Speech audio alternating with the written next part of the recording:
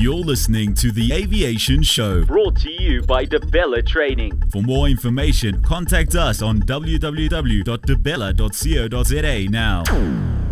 And good afternoon. Welcome to The Aviation Show. We're coming to you live from 27 Boxes in Belleville. And this afternoon, we've got a fascinating guest. His name is Athol France. We've got him on the line on Skype. Welcome to the show, Athol. Thank you very much, and thank you for calling me. So, you're from African Pilot.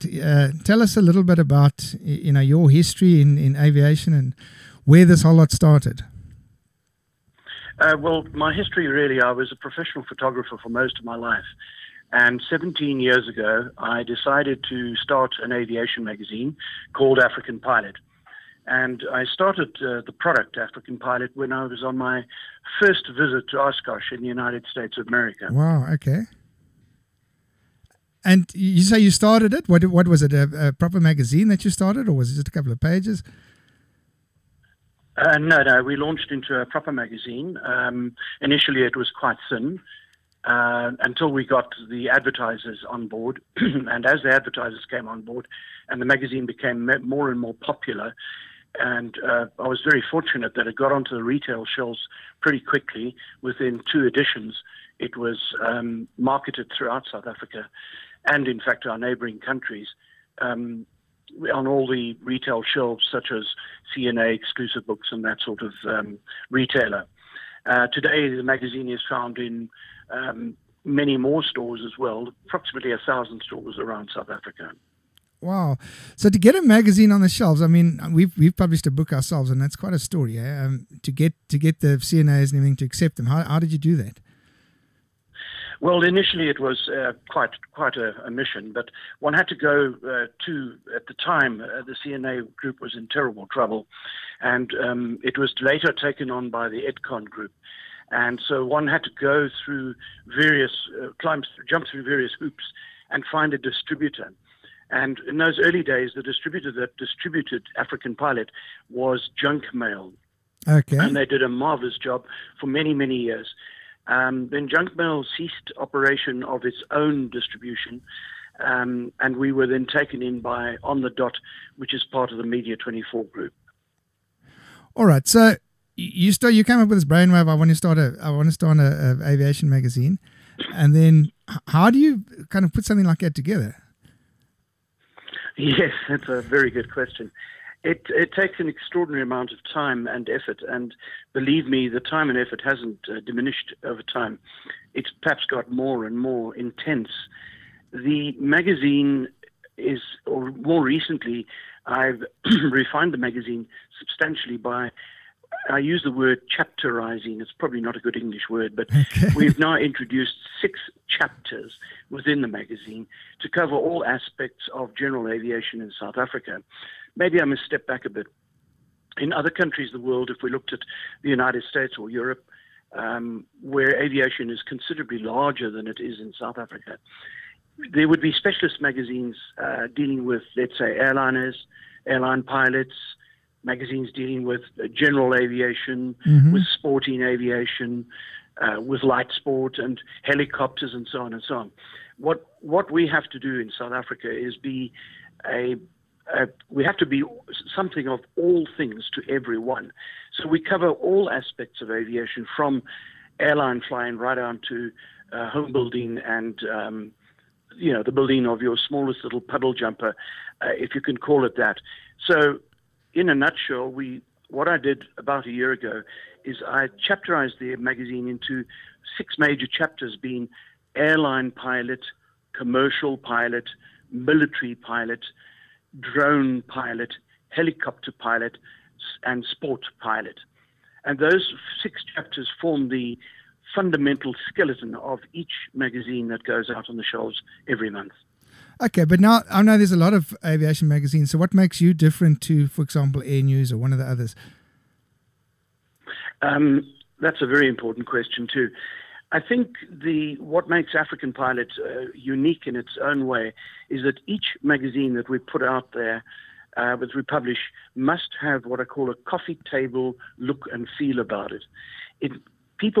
Most people these days are bombarded with so much to read that they really like to look at pictures. Yes, yeah. So we try and use pictures as big as possible, and the best quality pictures that we can source, or that I take myself or my team takes.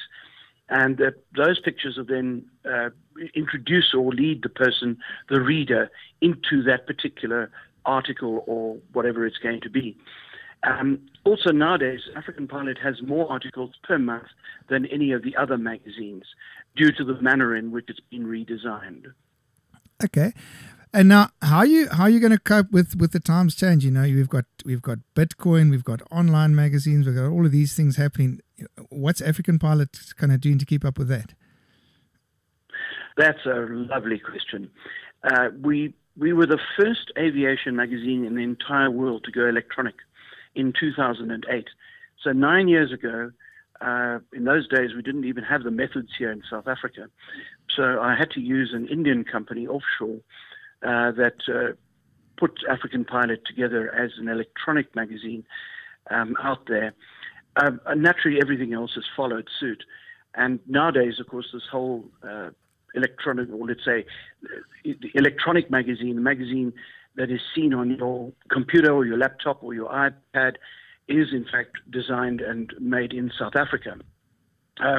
Again, a unique section or unique possibility from African Pilot is that all major segments, I'm talking about the advertisers, they're just by touching the iPad or clicking on a mouse on a computer, that particular ad will go live to the website of that particular company, which is an add-on service that to date nobody else has offered. That's the one side of it. And understandably, there's so much online material now.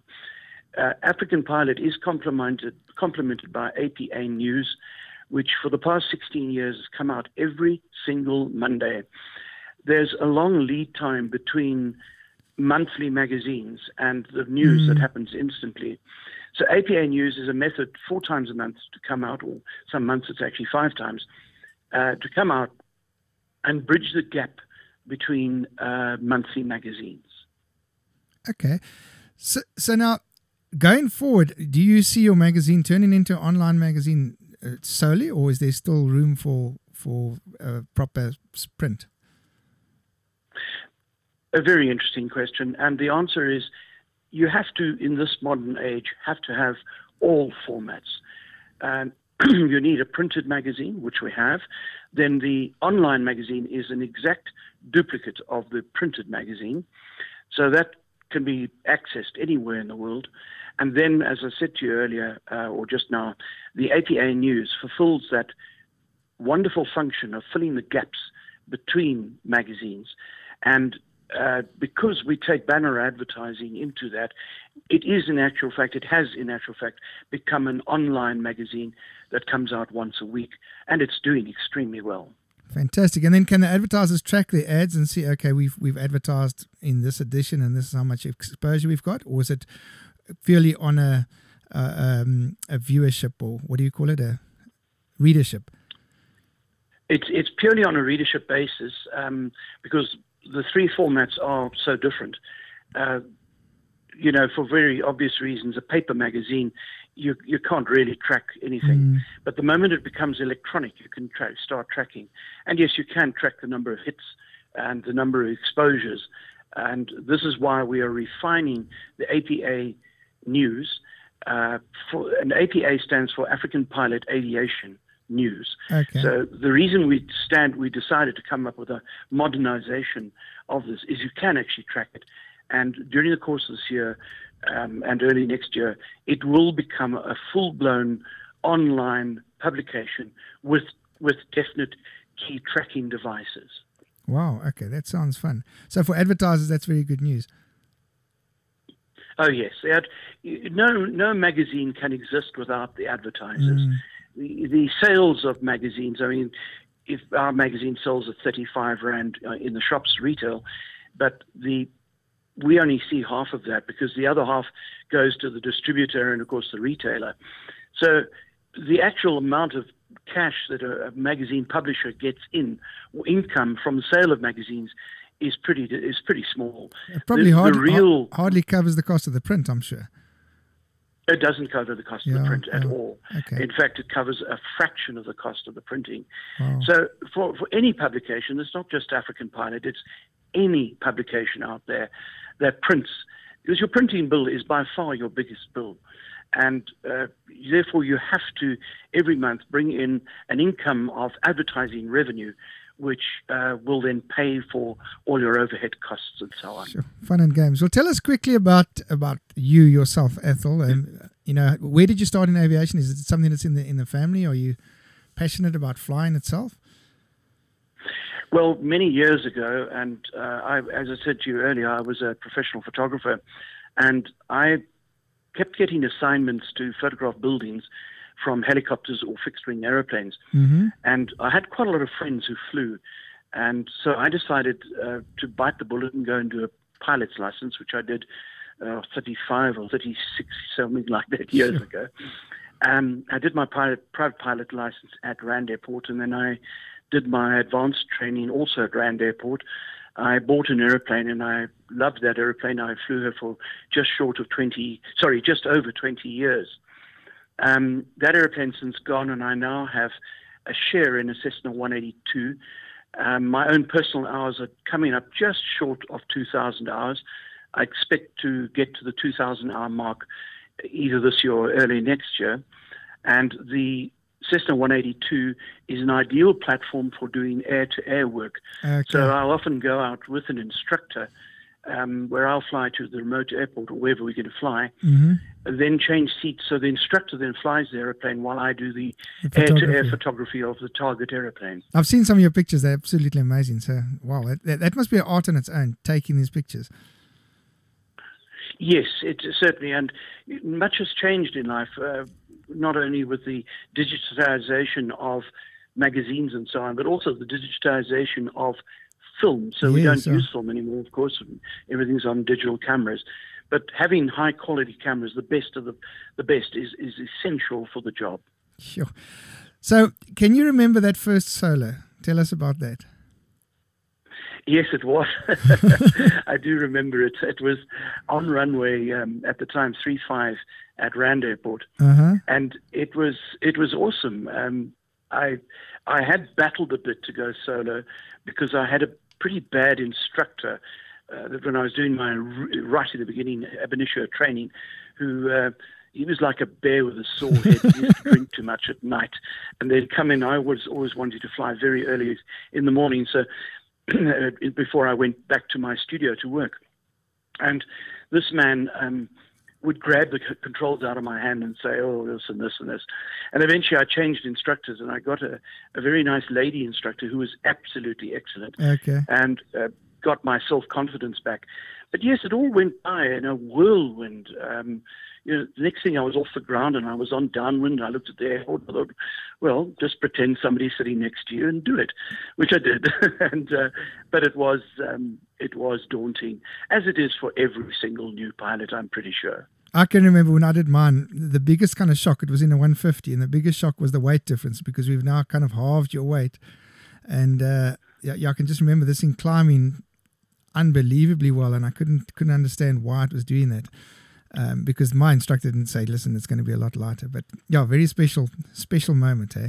And can you remember what mine, funny enough, was also in a 152. Okay. Can you remember what it cost per hour in those days?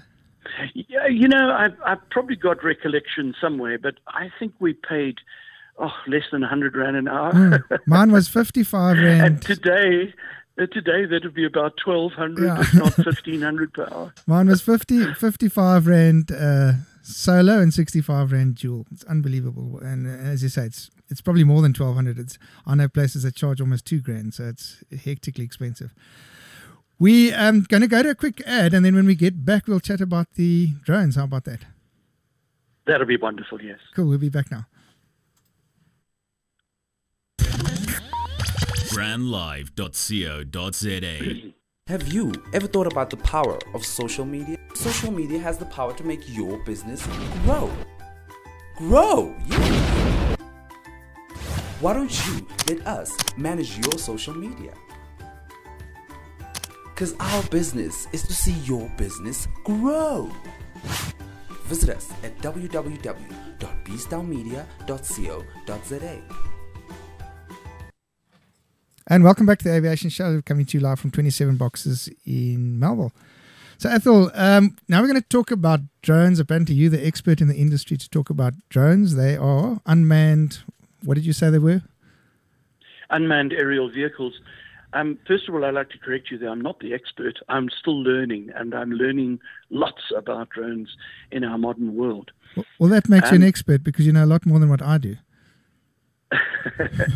Yes. The reality is this is a new tech. It's not actually that new. I mean, if you think about it, drones or unmanned aerial vehicles have been around a long time. The U.S. military and various militaries around the world have been using them, have used them extensively over the last 2 decades. What has really happened in the last, let's say, 5 or 6 years is that the simplicity of the commercial drone, it's come down to where anybody can own one and fly one. And one needs to understand that this simplicity through the algorithms that were designed by companies like DJI in China have made these things that fly around autonomously absolutely amazing. And naturally, the regulator, that's the South African Civil Aviation Authority, has its hands full trying to deal with regulations on how to regulate this new technology. So if I go to Game and I buy myself one of the bottom of the range drones and I fly it in the park, what regulation does that fall under, and what do I actually need to do? Well, that's really where the problem lies, because it's rather like trying to regulate your cell phone. I mean, can you regulate cell phones? Well, the answer is definitely no. And the question is, can you regulate drones? And the answer is definitely no. Many, many regulatory authorities, including the FAA in America, have tried to regulate drone activity. There are a set of rules, and the set of rules that our Civil Aviation Authority has need to be clearly understood. And the rules are quite simple. You should not be flying a drone within 10 kilometers of a registered airfield. So if you live, for example, in Midrand, you've got to remember that there's an airport there called Grand Central Airport, and you shouldn't really be flying your drone within that 10-kilometer radius. Then you shouldn't be flying a drone in an area that would endanger any human being or any property. And this means you shouldn't be flying over any crowds or over any buildings. And if I carry on with the rules, you'll see that there's pretty much nothing left to fly, where you can fly a drone legally, and I use the word legally.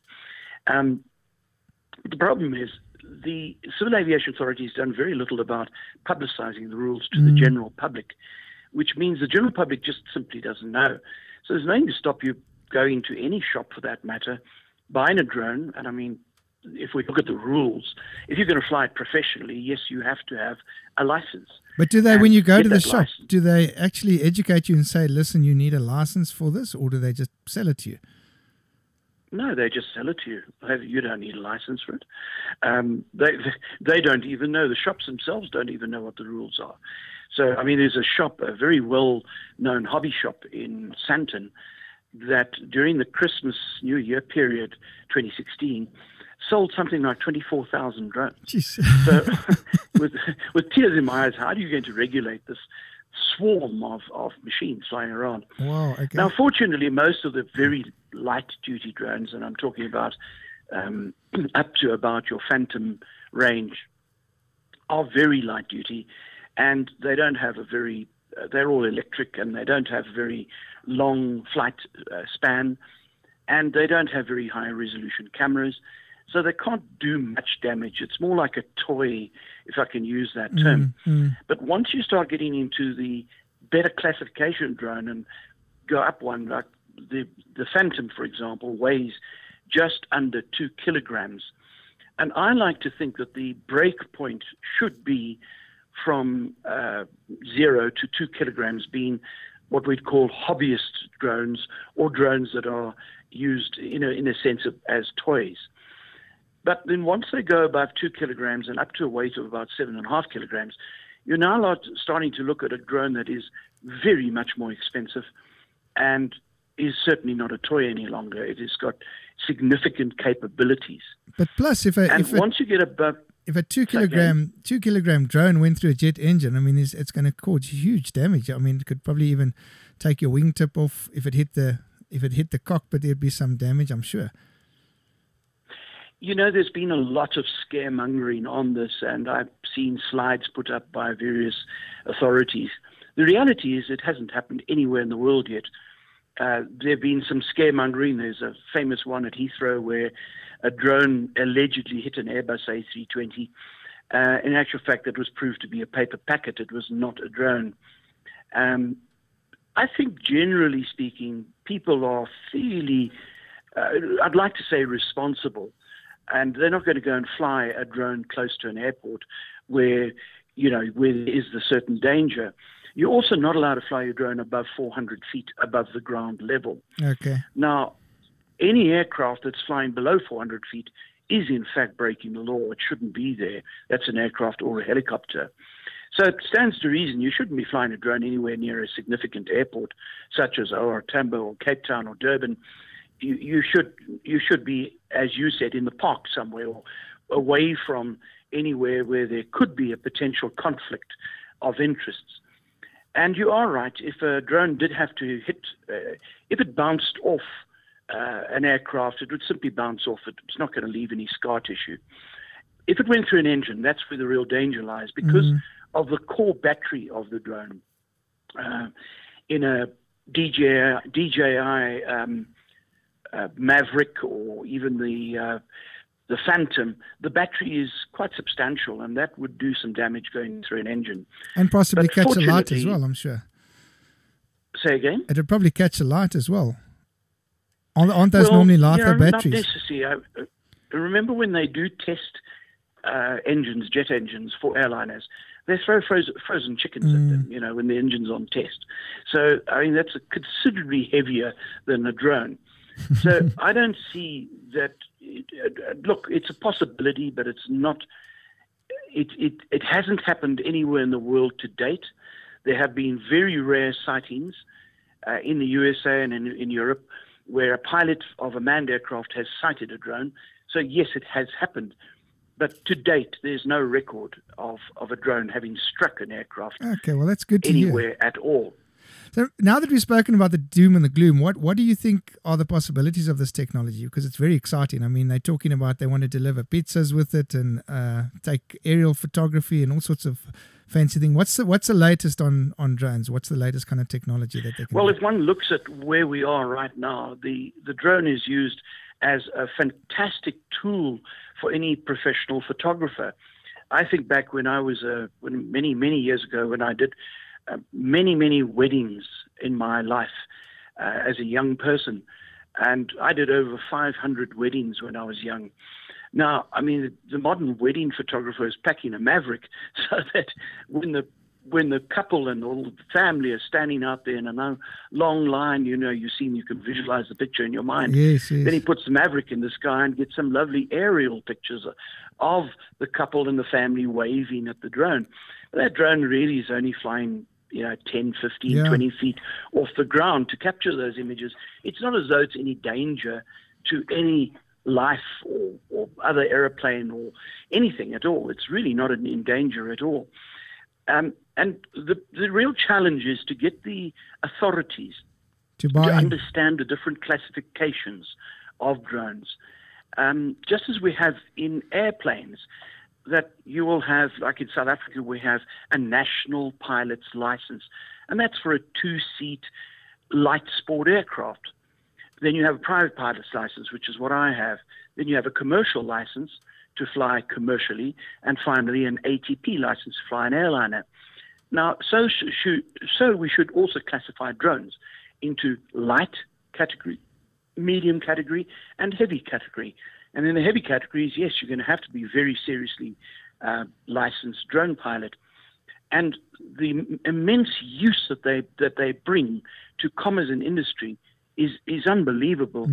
I've seen where, for example, blast sites where there's an open pit mine, coal mine, where they put up 2 drones to be able to triangulate and get a 3D picture of the blast actually happening. And they can deliver the results to the blast master or the mine captain within a matter of literally a day, whereas before, doing this with fixed cameras used to take nearly a week, 6 days to get the information out. So this is where the drones are very, very useful and used often by professional drone pilots. And it always fascinates me if you go to a rugby match, they've still got a helicopter around the rugby, the whole game. Why don't they use a drone for that? Okay, that gets back to the rules. You see, the rules prohibit you flying above a crowd of people, so that would classify a crowd of people. Okay, but remember that many of the images that are taken at cricket and rugby are no longer taken with helicopters. They are actually taken with using aerial wires. And if you look up carefully, you'll see that the cameras are running on aerial wires. Yes, I've seen that before. And then you've seen that. And then pictures that are taken outside the stadium are very often taken with drones nowadays. Wow. Ethel, believe it or not, we've already come to the end of the show. So quick, but it's been absolutely a pleasure having you on board, and we're definitely going to have to get you back. Where can people get hold of you if they want to pop your email or contact you? Okay, my personal email is editor@africanpilot.co.za, and our website is www.africanpilot.co.za. And if they want any information, please drop me a mail, and I'll be very pleased to assist. There we go. Thanks, Ethel. It's been a pleasure having you on the show, and I'm sure we'll meet again soon. Thank you very much. I enjoyed it. Thanks. Bye-bye. Bye.